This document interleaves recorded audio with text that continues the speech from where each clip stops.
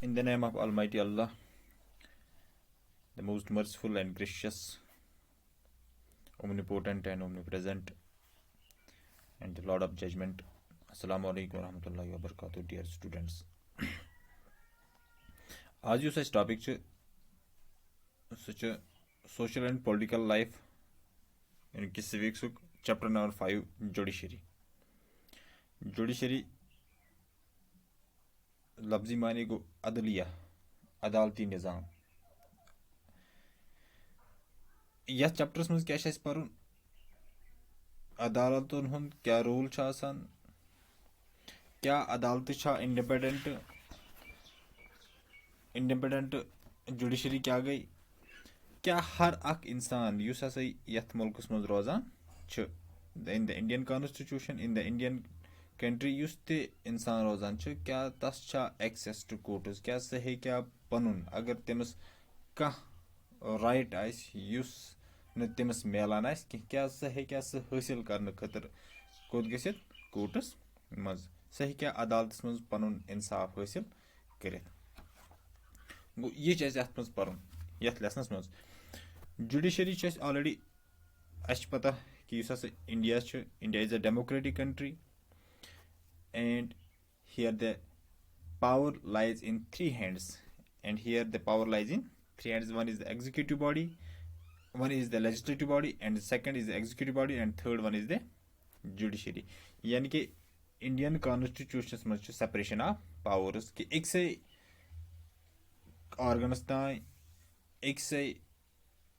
Organs तान सारी powers लाई कह अगर एग्जीक्यूट रिप्रेजेंटेटिव कर लेजिस्लेट करान लेजिस्लेटिव असेंबली तमन तान सारी पावर्स कह या तम कर लेजिस्लेट तम बनान पावर बिल तम पत कर तम एग्जीक्यूट तम पत कर तम तथ पे जुडिशरी तम पत दिन फैसले ना यह एक इंसान सह एक ऑर्गन सह कह ये इंडियन डेमोक्रेटिक कंट्रीज मज तम सेपरेशन ऑफ पावर्स आज युस पर्न यथ मज पर्न सेपरेशन ऑफ पावर या मज पर्न जुडिशरी मज कि सो जुडिशरी सो अदलिया निज़ाम यह कम अंदाजुक इंट्रोडक्शन मज पो in India we have a rule of law. It means that law apply equally to all persons and that a certain set of fixed procedures need to be followed when a law is violated. पत्मिस video लेक्चरस पोर understanding laws गो सनिस हिंदुस्तानस चूंकि यह democratic country Hindustan हसा rule of law यानी कि कानून हसा कानून हुंद निज़ाम हसा अमु मतलब गो कि यम ते यथ मज कानून बनामत यम ते सनिस इंडियन कॉन्स्टिट्यूशन मज कानून आमत बनाना तम हसा एप्लाई गसान हर एक शख्स पे irrespective of caste creed sex religion origin गो हसा नो डिस्क्रिमिनेशन मतलब ये नो डिस्क्रिमिनेशन पत एप्लाई कोत गसान डजंट मीन मगर एज पर कॉन्स्टिट्यूशन अस लाज ये बनमत सन कॉन्स्टिट्यूशन तम हसा एप्लाई सारे इंसान पे सारे शख्सन पे गसान इक्वली तम लाज फॉलो करने खतर अगर हसा तम लाज कुन साथ वायलेट गसान अगर तम लाज कुन साथ वायलेट गसान यानी कि यम कानून यम राइट्स अगर तम वायलेट गसान गो तेल हसा प्रोसीजर पे फॉलो कर ताकि हेको सह लॉ पन हसा हेको तथ लास मुताबिक पानस इंसाफ हासिल कर हेको तम लॉ इंसाफ हासिल करने खतर प्रोसीजर फॉलो कर To enforce this law, we have a judicial system that consists of mechanism of courts that a certain citizen can approach when a law is violated. यह लॉ इन्फोर्स करने खतर अस हसा judicial system यानी कि अदलिया निज़ाम यानी अदालत कोर्ट गो अगर हसा अकिस सिटीजनस अगर हसा कह शख्स अम सद लाज वायलेट गसान या अम सद फंडामेंटल राइट्स अमिस अगर वायलेट गसान गो यह गसान करान गसान कोर्ट्स निश यह गसान जुडिशरी निश अप्रोच करान कि मे यम लाज हसा मे निश वायलेट गसान तो मे दियो सा अमन हम मे खतर करो सा इंसाफ as an organ of the state the judiciary plays a crucial role in the functioning of Indian democracy. चूँकि अस वो ऑलरेडी सब हिंदुस्तानस मज separation of powers lies in the three hands अख आर्गन आ जुडिशरी तमुक अख आर्गन आसन खतर अख आर्गन आसन सत हसा अख अहम रोल हसा अदा करान कथ मज in the functions of Indian democracy हंदिस फंक्शन करनस मज it can play this role only because it is independent judiciary तवे हेकान ये रोल अदा करित क्या independent ये कंस तहत कह अदलिया निजाम गस आसन independent अत गस कंस हुंदुई पेट दबाव आसन कह गो ये एज पर कॉन्स्टिट्यूशन प्रत कह अदालती निजाम युस हसा सह गस आसन independent सह गस आसन इंडिपेंडेंट तथ गसन कुनिक जोर जबरदस्ती कह तथ गस कंसन पावर्स आसन पे कह यथ मुतलिक तम पकन what is the role of judiciary तेल क्या रोल जुडिशरी अदालती निजाम क्या रोल courts take decisions on a very large number of issues यम कोर्ट्स प्रत कुन मामलस मज दखल अंदाजी करान तथ पे निवान फैसला They can decide that no teacher can beat a student or about the sharing of river water between states or they can punish people for particular crimes. तम हेकान कह ते चीज डिसाइड करित कि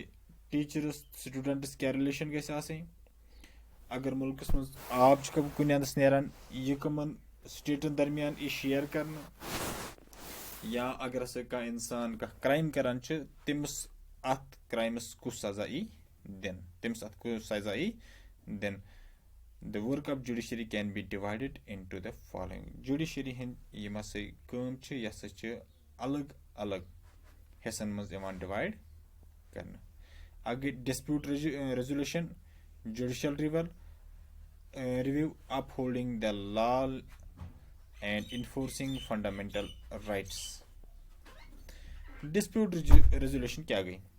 The judicial system provides a mechanism for resolving disputes between citizens and the government, between two state governments, and between the center and the state governments. This is dispute resolution. अगर ऐसे दोन इंसान दरमियान लड़ाई आस चलान, अगर ऐसे दोन इंसान दरमियान लड़ाई आस चलान, या किस इंसानस शख्सस तो एकस गवर्नमेंटस खिलाफ आस पानुई लड़ाई चलान या कंस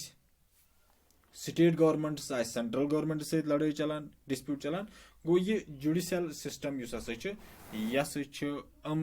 डिस्प्यूट्स रिजॉल्व करान फॉर एग्जांपल बह वन तह अगर हसा कंस इंसानस बासान मेन सन्न त्रुतियल बह वनमो तह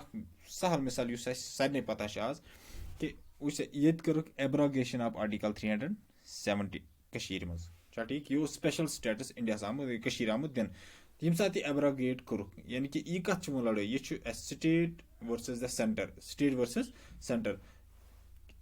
अस कोर अमुक दावा पेश कत सुप्रीम कोर्ट्स मज कि अस हसा छुनक यह special status supreme court Diu अत पे फैसले चूंकि सुप्रीम ये अदलिया निजाम पता नहीं यह वन जरूरत कि ये अदलिया निजाम गो सुप्रीम कोर्ट दीव अस फैसले इथे पे वो सोन फंडामेंटल राइट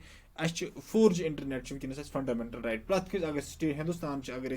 मानान पन तुम हसा सन कंट्री गो तुम सन लुक गो तेल हक कि हसा गसो अस फोर्जी सिस्टम आसन मगर यह कह अम खतर कोर्ट्स मज कोर्मुत अर्जी पेश कोर्ट दिवान डिसीजन वन हसा तम दिवान कि तम वन तुम करो सा रिव्यू तक तुम त्रो सा यल रिजॉल्व करो सा तुम मगर वन गसान कह दैट मीनस वन डिस्प्यूट रिजोल्व अगर हसा डिस्प्यूट्स आसन लड़ाई क्या मसला दोन स्टेटन दोन सिटीजन दरमियान दोन गवर्नमेंटन दरमियान सिटीजनस तो गवर्नमेंट दरमियान युस हसा अदलिया निजाम अत फैसले करान अत पे फैसले करान तथ वन जुडिशियल रिव्यू अम पे गो अत वन डिस्प्यूट रेजोल्यूशन पे गई judicial review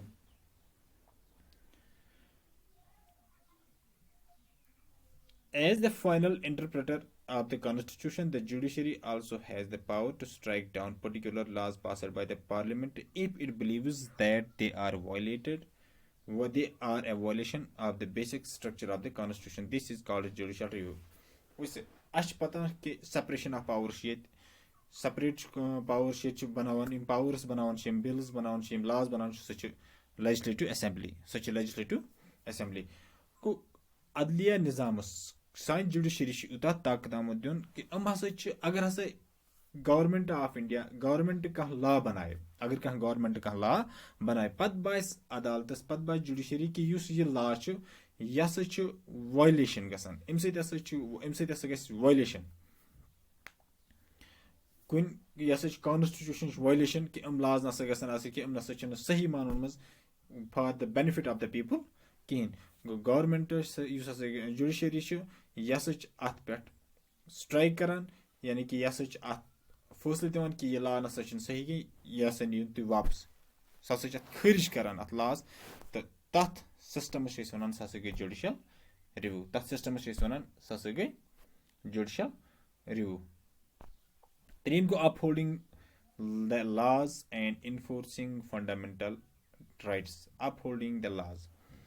laws uphold current and enforce. Every Indian citizen can approach the Supreme Court or High Court if they believe that their fundamental rights have been violated. Prat ka upholding the laws means yath muz prat ka shakhs jus hasa Hindustan muz rozan ch irrespective of caste, color, creed, sex तम हसा हेकन supreme courts approach करित या high courts approach करित कि अस हसा यम fundamental rights constitution of India दितमित मगर अस हसा यवान छिन अस हसा यमन हसा वायलेशन गसन गो तम हसा हेकन तथ निश पनुन अर्जी दायर करित तो पत हसा हेक तथ मुतलिक इंसाफ मिलित थैंक यू इंशाल्लाह नेक्स्ट वीडियोस में परो इंडिपेंडेंट जुडिशरी क्या गई